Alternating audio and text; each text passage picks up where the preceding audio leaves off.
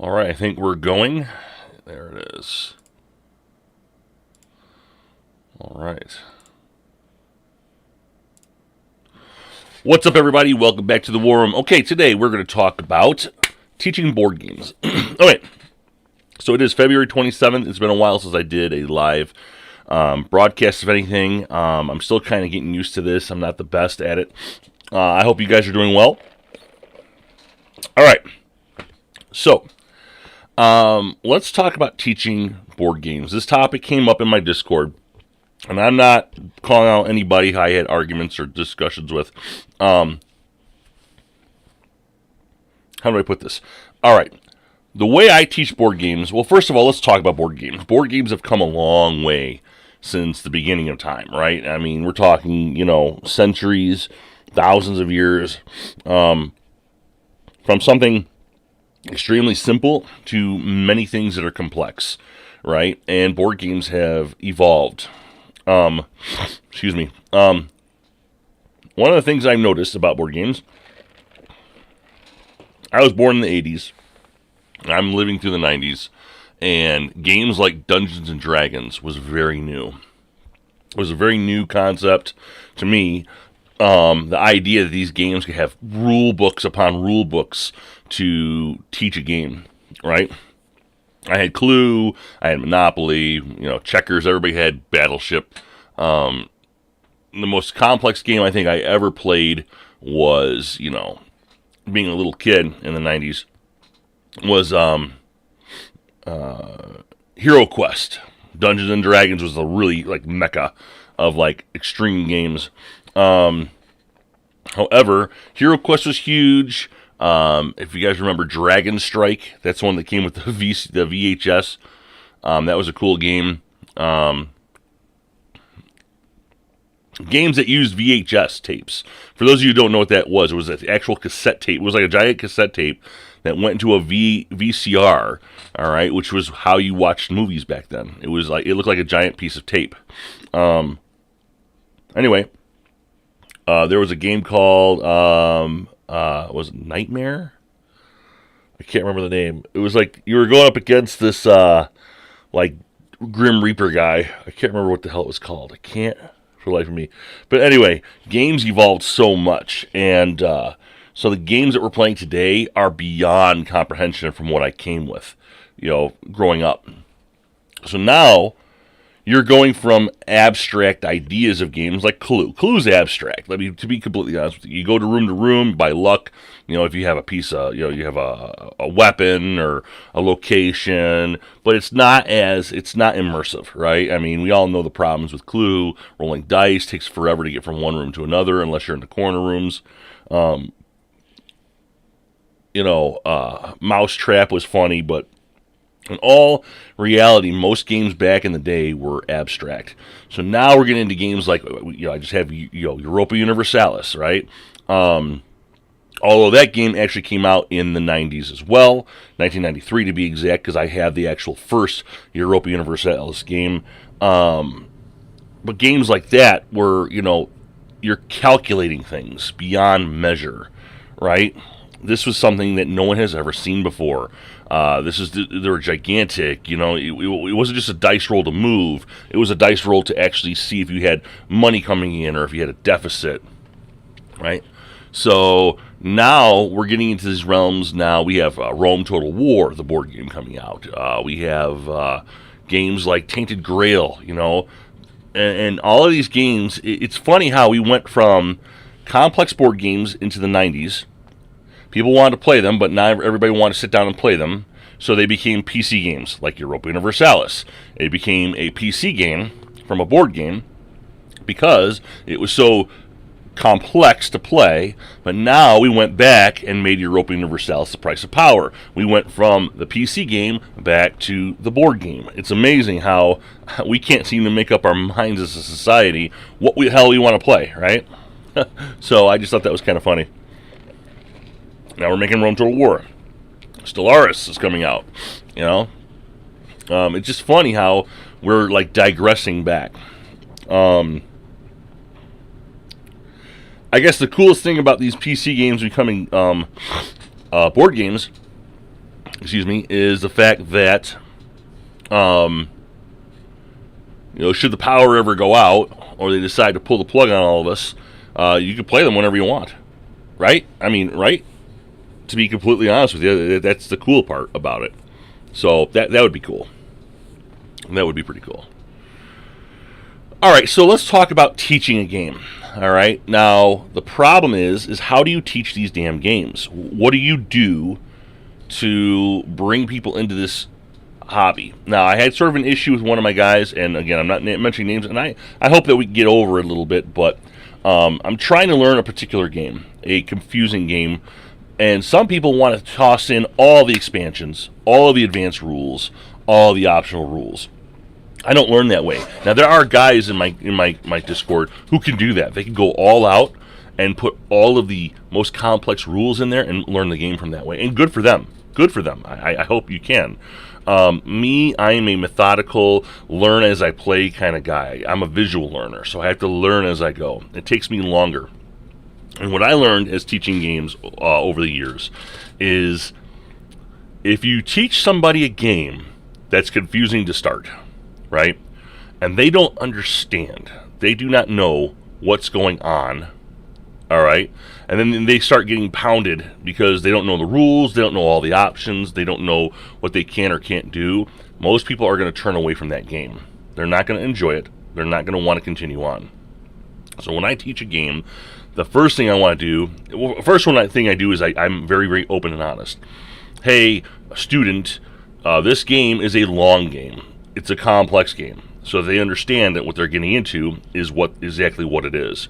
Or it's an easy game. It's about 20 minutes once you learn it.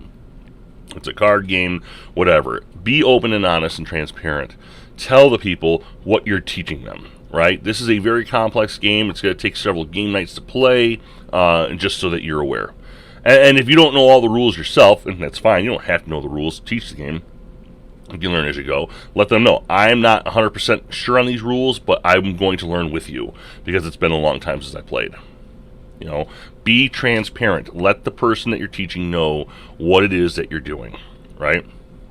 Number 2, components. I think one of the most overly looked part of teaching a game is components. One of the coolest things about board games, what attracts people, are all the little components, from the miniatures to the tokens to the money.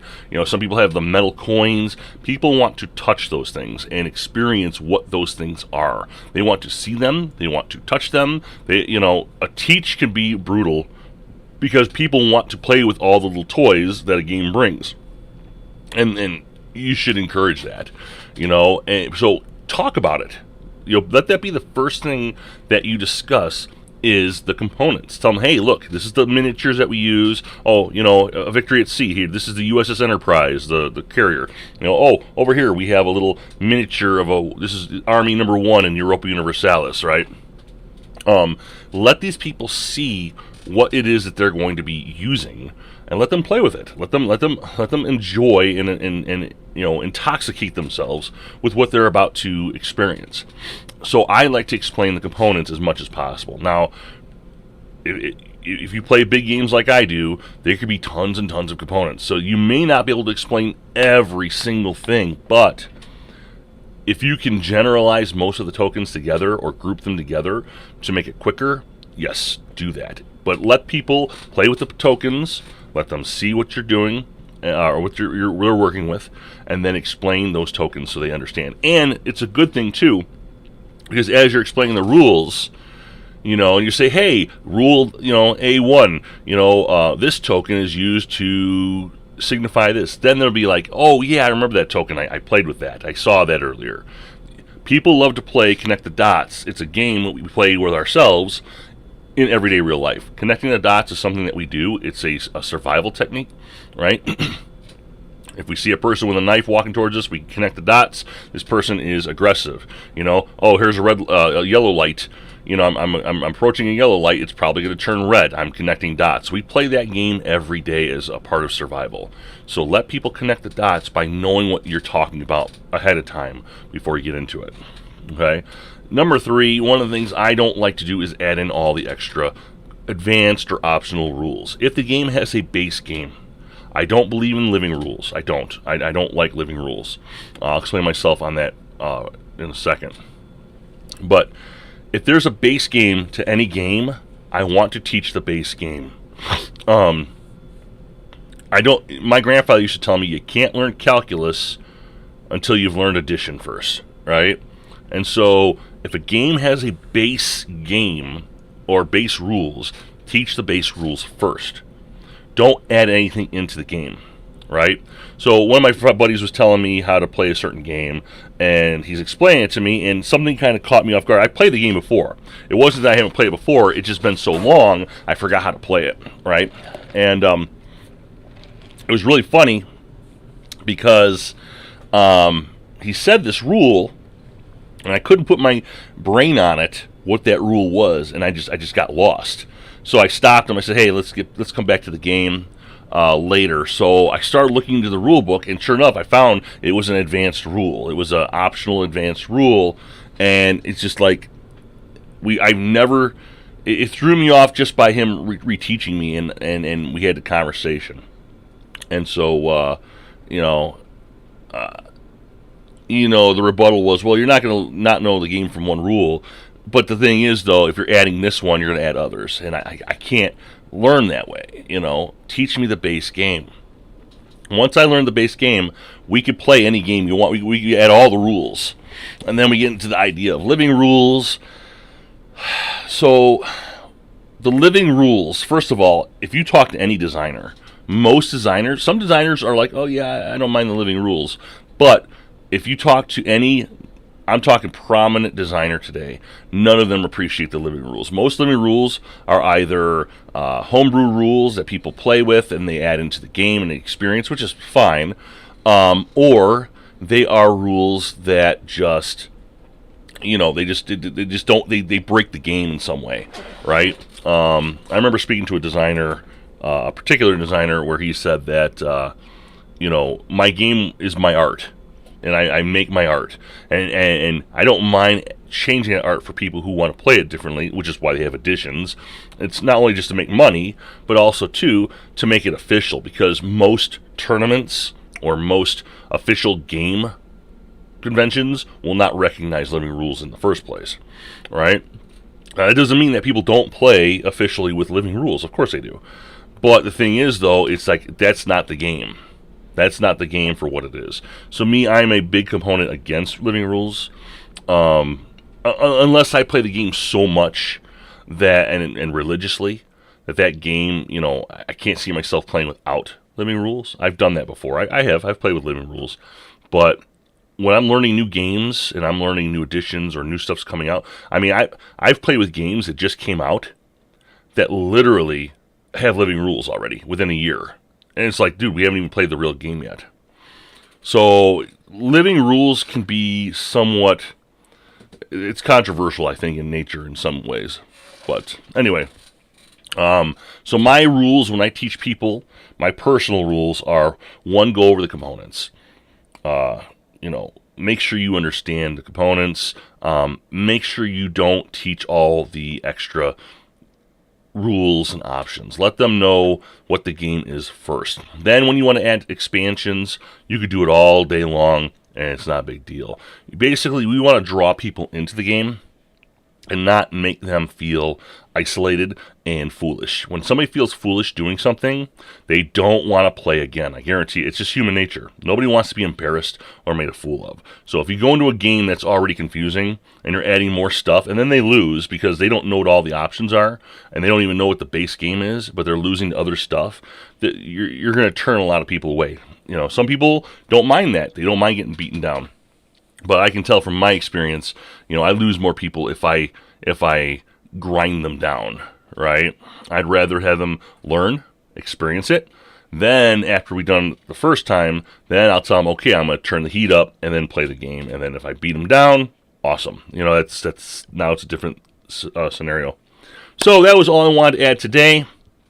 I hope you guys are having a good day. Tell me what you think about teaching games. What's your specific rules or ideologies in teaching a game? How do you do it? Components to me are important. Teaching base rules are important. You tell me how you do it. Do you do it in groups? Would you rather teach people like one or two at a time? I'd love to hear from you guys. So thank you very much. I hope you guys have a great day.